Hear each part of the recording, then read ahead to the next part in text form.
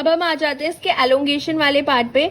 Elongation में elongation factor होते हैं, जैसे इनिशिएशन में हमने 3 इनिशिएशन फैक्टर देखे। एलोंगेशन फैक्टर टीयू जिसको 1A भी बोलते हैं, एलोंगेशन फैक्टर टीएस जिसको हम 1B भी बोलते हैं, एंड एलोंगेशन फैक्टर जी जिसको हम एलोंगेशन फैक्टर 2 भी बोलते हैं। तो इनका काम क्या होता है, देखो एलोंगेशन फैक्टर 1A क्या करता है ना, ये क्या करता है, it lead the next charge tRNA to the A side, ताकि ए साइड पे जो दूसरा चार्ज टीआरएनए है वो आए। इनिशिएशन एलोंगेशन फैक्टर 1B क्या करता है, ये एलोंगेशन फैक्टर टीयू को, क्योंकि ये जब हाइड्रोलाइज हो जाता है, जीटीपी मॉलिक्यूल जब हाइड्रोलाइज होगा उसके बाद ये इसको रीजनरेट करता है। ठीक है, किसको, एलोंगेशन फैक्टर 1A को। इसको आप यहाँ पे समझ सकते हो। देखो जैसे ये हमारे पास एलोंगेशन फैक्टर टीयू है जो जीटीपीएज एक्टिविटी जिसके पास होती है, ठीक है, जीटीपी से अटैच्ड है। तो जैसे ही ये नए टीआरएनए को लेके ए साइड पे जाएगा तो इसका इसमें हमें एनर्जी चाहिए ना, तो जीटीपी हाइड्रोलाइज हो गया, जीटीपी किस में कन्वर्ट हो गया, जीडीपी में। तो हमारे पास ये जो एलोंगेशन फैक्टर टीयू था जीटीपी, वो एलोंगेशन फैक्टर टीयू जीडीपी हो गया अब। ठीक है, क्योंकि इसमें हमने एनर्जी को यूज कर लिया, ये हाइड्रोलाइज हो गया एंड हमने ये टीआरएनए यहाँ पे पहुंचा दिया। उसके बाद इसको वापस से जीटीपी में कन्वर्ट करने के लिए, वापस से इसको क्या करने के लिए, रीजनरेट करने के लिए, तो कौन काम करता है, एलोंगेशन फैक्टर टीएस। तो एलोंगेशन फैक्टर टीएस का काम क्या होता है, इसको रीजनरेट करना टीयू को। It regenerate elongation factor TU after the hydrolysis of attach GTP molecule. ठीक है, और जो एलोंगेशन फैक्टर जी होता है ये राइबोसोम के मूवमेंट में हेल्प करता है, क्योंकि ये जो राइबोसोम है ना, इस पे ये मूव करता है, ऐसे पूरे एमआरएनए पे राइबोसोम आगे आगे ऐसे मूव करेगा, तो इसके मूवमेंट में जो हेल्प करता है वो होता है एलोंगेशन फैक्टर जी। तो ठीक है, ये समझ में आया कि कैसे एलोंगेशन फैक्टर टीयू जीटीपी के साथ मिलके ये पूरा रिएक्शन करा रहा है। ठीक है, और इस तरीके से जो राइबोसोम होता है पूरे एमआरएनए पे मूव करता है। ठीक है, तो अब हमने देखा कि चलो एलोंगेशन फैक्टर टीयू ने क्या किया, ए साइड पे भी हमारा एक टीआरएनए आ गया। ठीक है, अब वहां पे होता क्या है ना, देखो ए साइड पे ये हमारी ए साइट है, ठीक है, ये हमारी ए साइड है एंड ये हमारी पी साइड है। आप इसको एमआरएनए पे इमेजिन करो कि एमआरएनए पे ये राइबोसोम के अंदर ए साइड और पी साइड है। ए साइड पे भी हमारा टीआरएनए आ गया है जिसके पास जो अमाइनो एसिड है वो ग्लाइसिन है।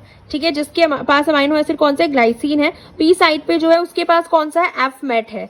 ठीक है, उसके पास जो है इनिशिएटर अमाइनो एसिड होता है फॉर्माइल मेथियोनिन।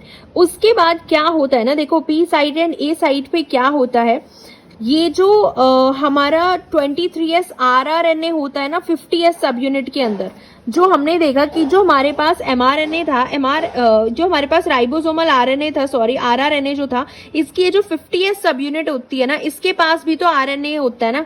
तो इसके पास क्या होता है, 23S आरआरएनए जो होता है 50S सब यूनिट के पास, क्योंकि राइबोसोम आरएनए और प्रोटीन का मिलकर बना हुआ है, तो इसके पास जो आरएनए होता है ना 23S आरआरएनए, उसके पास एक एक्टिविटी होती है, पेप्टाइडल ट्रांसफरेज एक्टिविटी होती है।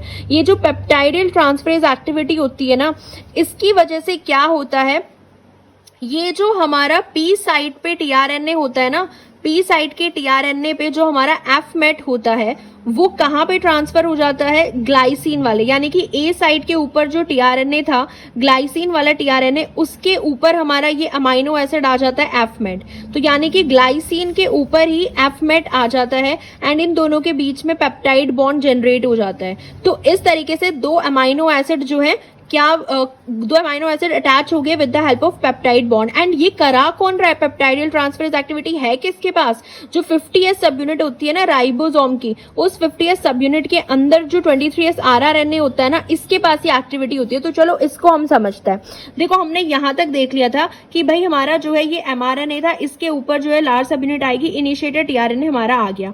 हम इसको थोड़ा सा हटा के देखते हैं कि ये जो हमारा एक टीआरएनए है जिसके ऊपर एफमेट लगा हुआ है वो यहाँ पे आ गया। ठीक है, अब हम दूसरा टीआरएनए लाते हैं जो एलोंगेशन फैक्टर लाता है, एलोंगेशन फैक्टर टीयू जो है वो दूसरे टीआरएनए को यहाँ पे ट्रांसफर कराएगा जीजीजी पे। ठीक है, ये हमारा क्या आ गया, दूसरा टीआरएनए आ गया, इस वाले कोडॉन के लिए दूसरा टीआरएनए आ गया। ठीक है, अब जीजीजी कोड करता है ग्लाइसिन के लिए। अब देखो यहाँ पे हमारा कौन सा अमाइनो एसिड है, यहाँ पे हमारा अमाइनो एसिड है ग्लाइसिन। इसका जो 3 प्राइम एंड होता है ये 5 प्राइम है, 3 प्राइम एंड पे हमारा क्या लगा हुआ है, ये ग्लाइसिन लगा हुआ है। ठीक है, 3 प्राइम एंड पे, एंड इसके 3 प्राइम एंड पे जो अमाइनो एसिड है, क्योंकि 3 प्राइम एंड पे तो सीसीए सीक्वेंस होती है ना, और यहाँ पे हमारा एफ मेट लगा हुआ है। तो देखो ये क्या करता है, ये दूसरा टीआरएनए आ गया हमारा, इस वाले पे, ठीक है, दूसरे कोडॉन के लिए दूसरा टीआरएनए आ गया हमारा ग्लाइसिन। ये कोडॉन कोड किसके लिए करता है? ग्लाइसिन के लिए। तो ग्लाइसिन स्पेसिफिक टीआरएनए हमारे पास आ गया। अब जो ये 50s सब यूनिट होती है ना, 50s सब यूनिट भी यहीं पे आप यही इमेजिन करो, वो मैं बस आपको क्लियर दिखाने के लिए इसको हटा रही हूँ। जो 50s सब यूनिट होती है ना, इसके पास एक आरआरएनए होता है, ठीक है, जिसको हम बोलते हैं 23s आरआरएनए। तो मैं यहाँ पे लिख देती हूँ कि 50s सब यूनिट जो होती है ना, इसके पास क्या होता है? 23s आरआरएनए होता है। 50s सब यूनिट के पास ये जो 23s आरआरएनए होता है ना, इसके पास क्या होती है? पेप्टाइडल ट्रांसफरेज एक्टिविटी होती है।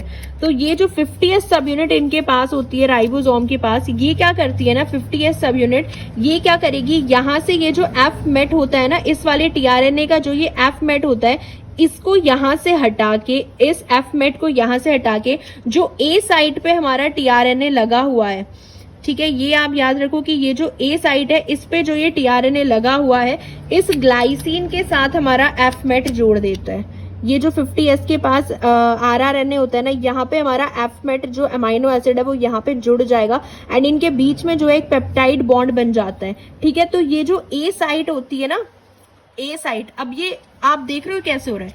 ए साइट पे हमारे ये 3 कोडॉन थे, ए साइड पे हमारा टीआरएनए है, ग्लाइसिन वाला टीआरएनए, एंड ये जो राइबोसोम था, राइबोसोम जो था उसके 50s सब यूनिट के पास जो 23s आरआरएनए था, इसने क्या किया? पेप्टाइडल ट्रांसफरेज एक्टिविटी करी एंड जो पी साइड पे हमारा इनिशिएटेड टीआरएनए था, वहां से एफ मेट को हटा के, क्योंकि एफ मेट इसी के पास था अमाइनो एसिड, और उसको ट्रांसफर कर दिया कहां पे? ग्लाइसिन पे, दूसरे टीआरएनए पे जो ए साइड पे था।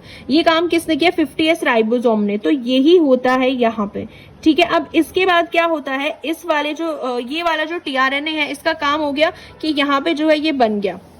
यही मैंने आपको यहाँ पे समझाया था कि इस तरीके से एफ मेट आ जाता है एंड इस तरीके से ग्लाइसिन आ जाता है, दोनों के बीच में ये पेप्टाइड बॉन्ड फॉर्म हो जाता है। सो ए साइड पे हमारा क्या आ गया? पेप्टाइडल टीआरएनए हो गया ए साइड पे, जिसपे क्या होता है? पेप्टाइड बॉन्ड होता है, ठीक है, देख रहे हो, पेप्टाइड बॉन्ड होता है ए साइड वाले पे। और उसके बाद क्या होता है? पी साइड पे हमारा डीएसिटाइलेटेड टीआरएनए हो गया, कि जिसके पास कुछ नहीं होता।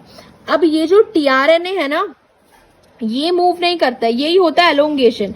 इसी तरीके से अब ये देखते हैं कि ये जो राइबोसोम होता है ना, जब ये फर्दर मूव करता है तो क्या होगा। चलो अब हम ये देखते हैं। हो गया, अब ये राइबोसोम ना मूव करता है आगे की साइड।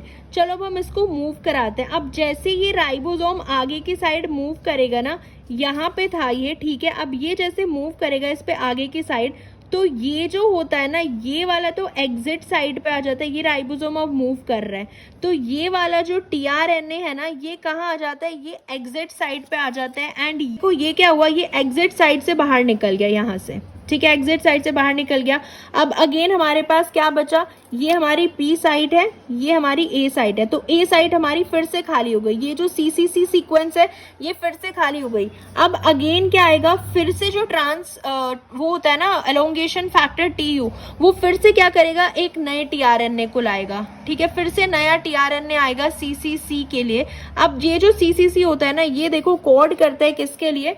प्रोलीन के लिए। सो प्रोलीन वाला टीआरएनए आया जिसके पास प्रोलीन लगा हुआ था, प्रोलीन से चार्ज जो टीआरएनए होता है, ठीक है। उसके बाद फिर से पेप्टाइडल ट्रांसफरेज एक्टिविटी होती है एंड ये पूरा का पूरा सीक्वेंस जो है यहाँ ट्रांसफर हो जाएगा। देखो ये पूरा का पूरा सीक्वेंस यहाँ ट्रांसफर हो जाएगा, यानी कि इसके पास जो है ग्लाइसिन आ जाएगा, फिर से ग्लाइसिन, एंड यहाँ पे ऊपर जो है हमारे पास क्या आ जाएगा? एफ मेट आ जाएगा, यहाँ पे एफ मेट आ जाएगा, ठीक है। एंड ये पूरा जो टीआरएनए है ये फिर से क्या हो जाएगा? डीएसिटाइलेटेड टीआरएनए हो जाएगा हमारा पी साइड पे। पी साइड पे फिर से डीएसिटाइलेटेड टीआरएनए हो गया। अब ये फिर से मूव करता है, तो ये वाली साइड जो है फिर से इसकी कौन सी साइड बन जाती है? ये वाली साइड फिर से इसकी एग्जिट साइड बन जाएगी, ये पी साइड बन जाती है एंड ए साइड जो होती है वो फिर से फ्री हो जाती है एंड ये एग्जिट साइड से रिमूव हो जाता है। फिर से ए साइड पे नया टीआरएनए आता है और इसी तरीके से ये पेप्टाइडल ट्रांसफरेज एक्टिविटी करता है राइबोसोम 50S का ये 23S आरआरएनए, एंड इसी तरीके से ये मूव करते रहता है एंड ये पूरी हमारी पॉलीपेप्टाइड की चेन बन जाती है जब तक स्टॉप कोडॉन नहीं आता है, ठीक है। तो इस तरीके से देखते हैं हम एलोंगेशन, इस तरीके से होता है। तो आई इससे आपको क्लियर हुआ होगा। एक बार मैं इसमें भी दिखा देती हूँ कि ये जो राइबोसोम है हमने देखा बिल्कुल इसी तरीके से EPA साइट इसकी होती है। अब ये राइबोसोम आगे मूव कर रहा है, तो जब ये राइबोसोम आगे मूव करेगा तो जो ये ए साइट पे टीआरएनए था ये पी साइट पे चला जाएगा। देखो पी साइट पे चला गया ना, ग्लाइसिन और एफमेट हो गया, ए साइट खाली हो जाती है एंड ए साइट पे फिर से टीआरएनए आता है। तो ये जो ट्रांसलोकेशन जो कराता है ना, राइबोसोम जो ऐसे मूव कर रहा है, ऐसे बैठ के ऐसे मूव जो कर रहा है, ये हमारा एलोंगेशन फैक्टर जी कराता है। तो 3 एलोंगेशन फैक्टर होते हैं इसमें, ठीक है। हमने तीनों का रोल देख लिया। एलोंगेशन फैक्टर 1 ए क्या काम करता है, टीयू, जो कि जीटीपी के साथ बाइंड होके हमारे नए टीआरएनए को ए साइट पे लेके आता है। एलोंगेशन फैक्टर टीएस क्या करता है, जीटीपी का हाइड्रोलाइज जब हो जाएगा उस जीटीपी को वापस से री इनिशिएट करता है, रीजनरेट करता है। एंड एलोंगेशन फैक्टर 2 और जी जो होता है ये इस राइबोसोम को मूव करने में हेल्प करता है। तो इसी तरीके से चलता रहता है। देखो चलता कैसे है, राइबोसोम आगे मूव करेगा, ठीक है, ए साइट खाली होती रहेगी, नया टीआरएनए आता है ए साइट पे, उसके बाद जब राइबोसोम मूव करेगा वो ए साइट से पी साइट पे पहुंच जाएगा, पी साइट पे इसका जो ये पेप्टाइड बॉन्ड होते हैं ये भी ट्रांसफर हो जाते हैं। तो इसी तरीके से राइबोसोम मूव करता रहेगा, टीआरएनए एग्जिट होते रहेंगे, राइबोसोम मूव करता रहेगा, टीआरएनए एग्जिट होते रहेंगे, ठीक है। तो इस तरीके से ये पूरा एलोंगेशन होता है। इसमें ना 2 आपको याद रखने हैं, एक तो फ्यूसिडिक एसिड याद रखना है, ये इसको ब्लॉक करता है, ये इनिबिटर होता है, फैक्टर जी को ब्लॉक कर देता है। अगर फ्यूसिडिक एसिड दे दिया जाए तो इससे क्या होगा, हमारा जो ट्रांसलोकेशन है, राइबोसोम मूव ही नहीं करेगा, प्रोटीन ही नहीं बनेंगे। सो एलोंगेशन फेज में फ्यूसिडिक एसिड ब्लॉक कर देता है ट्रांस एलोंगेशन को। तो किसको ब्लॉक करता है, फैक्टर जी को ब्लॉक करता है। एंड दूसरा जो किरोमाइसिन होता है ये इनिबिट करता है किसको, एलोंगेशन फैक्टर टीयू के फंक्शन को। और टीयू का फंक्शन क्या था, किरोमाइसिन टीयू को ब्लॉक कर देता है जो नए टीआरएनए को लेके आता है ए साइट पे, ठीक है। ये क्लियर हुआ आई होप। उसके बाद एक क्वेश्चन देखो, यहाँ पे एक क्वेश्चन आया है, ये इन एलोंगेशन में क्या होता है ना, the creation of peptide bond जो होता है अमाइनो एसिड वो कौन कराता है, पेप्टाइड बॉन्ड का जो फॉर्मेशन है वो कौन कराता है।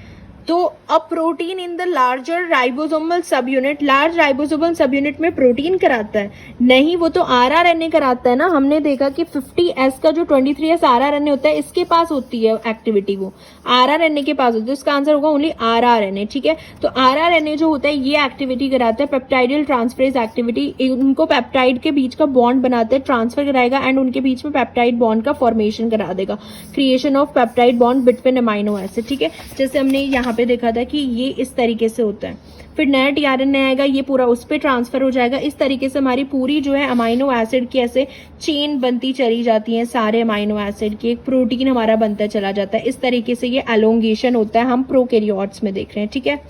ये जो EFG होता है ना इसको हम ट्रांसलोकेज भी बोलते हैं, ठीक है। इसको एक और नाम से जाना जाता है, ट्रांसलोकेज के नाम से भी हम इसको बोलते हैं, ठीक है।